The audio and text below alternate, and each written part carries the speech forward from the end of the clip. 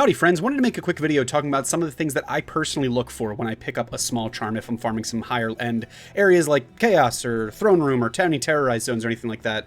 Small charms are going to be something that you come across fairly often, and I think this is something that a lot of players just don't really assume that it's valuable if it's not something that's really going to fit their needs, but you can get a lot of value out of some of these small charms. So on my screen here, these are just a list of all the prefixes that you can find on your small charm, which I'll link this down below. This is a really great resource. This is basically just a website that I use pretty often to find out different roles and stuff like that for different items. But so these are the different affixes that you can find on small charms, and you can see that here that you have the item level and what it does and what it is called. So some of the ones that I personally look for, depending on, and these are going to be pretty character dependent. So anything with attack rating, if I have a melee based character like a Zealer or something like that, anything with attack rating I personally look for. I think it's really valuable to have, and if you're doing something like hardcore or if you have barbarian, anything like that, there's a couple different circumstances where people are going to want attack rating. You're going to want to shoot for, if you're talking about steel, that's going to be 10 to 20 attack rating, or excuse me, 25 to 36 attack rating.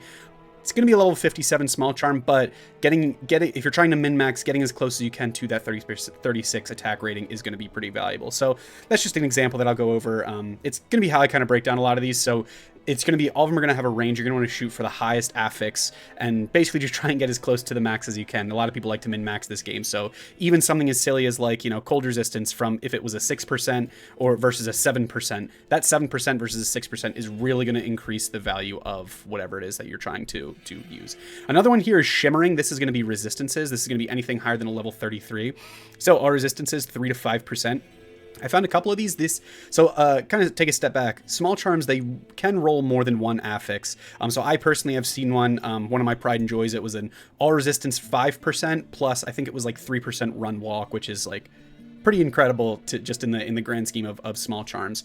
But that's another really common one that people look out for. All resistance, so that's going to be shimmering. You have a bunch of different resistances, so these are going to be really great to stack up, especially if you have like kind of a budget uber smiter build where you're going to be really trying to push these different resistances. Some people's, for like amber, that's going to be pretty high lightning resistance.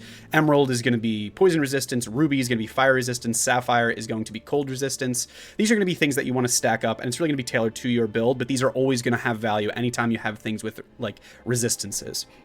Some other ones that I look for, poison damage over time. If you have, again, a melee build, if you're using something like a Breath of the Dying where it has like -% to enemy poison, you can just anytime you can stack poison damage on something that you're already, you know, affecting characters with is going to be a big benefit. Again, these are kind of more for melee characters, but in terms of the prefixes, anything with resistances, attack rating in certain scenarios, and then any additional damage, they're always going to be pretty valuable.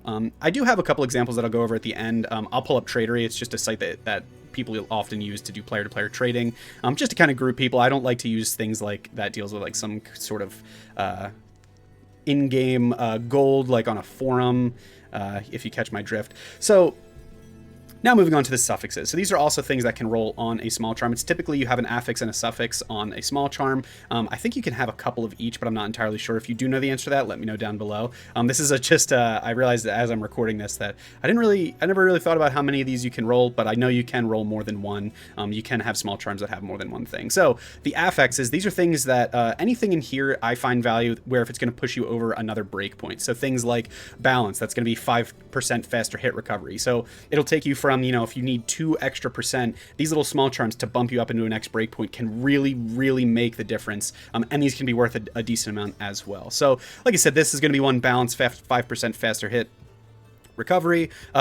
Additional damage is always nice. So Anthrax, add 50 poison damage. You can actually find a small charm that has the prefix Pestilent and the affix Anthrax, and that is essentially 225 damage over 6 seconds, which is crazy because for a charm that takes up a 1 spot in your inventory. So theoretically, you could expand that out to having like 20 or 28, whatever, how many spots you have, and you're doing some real serious damage. And then if you have a Sunder charm that affects poison damage, that's really where you're going to be kind of in the big bucks, so to speak. So inertia Inertia is another one, so 3% faster run walk. Characters really like this, especially if you're trying to gear up for something like an Enigma, where you don't have teleport, but you do want to move super fast. People will often find, like I said, the charm that I mentioned earlier on, it was 5 to all resistances plus Inertia, so that was just like, it's if I could have 20 more of those, that would just be incredible.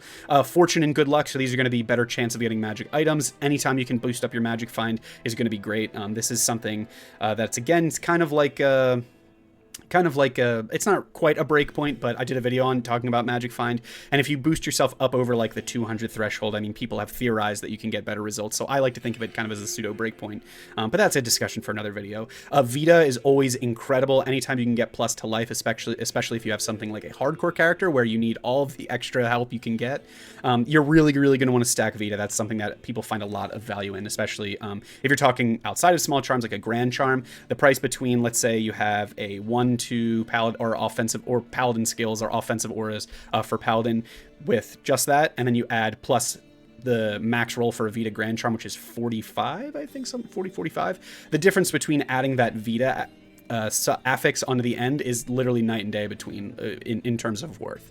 And then down here at the bottom, Dexterity, so +2 to Dexterity, +2 to Strength. That's also really important too if you have a character that's really that starts off kind of with a low Strength threshold. For example, like I have a Blizzard Sorceress that I have a Spirit Monarch with, and the defense requirement is 156. Sorceress isn't really known for having a great start to Strength, so anytime you can stack a +2 to Strength, +2 to Dexterity to get some of these rune words is always going to be valuable to be able to put points in other things like, you know, health or something like that, vitality to give you extra health. So to give you a couple examples, again, that's the really quick rundown of some of the things that I personally look for. Quick rundown of just a couple examples of what these things are going for. So this is, again, using Tradery, which is a great resource. For trading, they do have ladder, non-ladder, hardcore, or standard. I almost said non-hardcore, which is, I guess, standard. And you can basically, it's basically a trading post. You post an offer, someone can reply to it if they like it, and you can just link up in game. It's a lot easier than having to join like a trade game.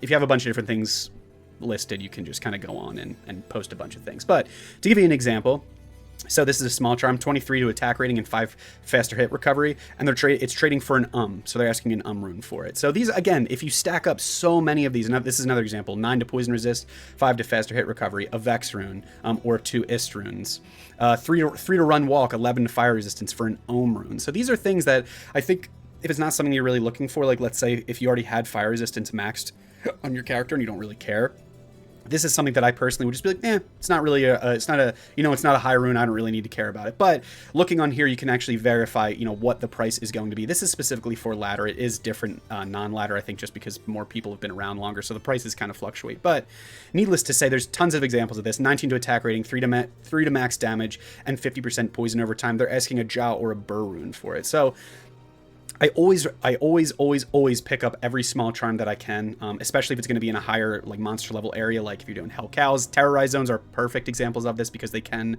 roll these really high level, like if you sort by item level, they can roll these really high level affixes and prefixes. So anytime you get into these high level areas, you're going to want to be picking up as many that's large charms, excuse me, as many of these small charms as you possibly can, because you can find some real gold and some real worth in there. So let me know down below what you guys think. I hope this was helpful. I hope this at least gives kind of an idea of some of the things that you should be looking for.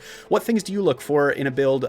What things do you look for certain builds? Like if you have, let's say, for example, like a trap assassin, like what sorts of things would you look for? I'm always curious to see how people pair in-game items and roles and stuff with the characters that they're using. So if you guys like this video and consider subscribing, I would really appreciate it. I've been so thankful to have many awesome people kind of connect and subscribe in a pretty short amount of time. Liking the video would really go a long way, and like I said, I just want to hear from you guys, so comment down below, let me know what you think, and I will see you guys on the next one.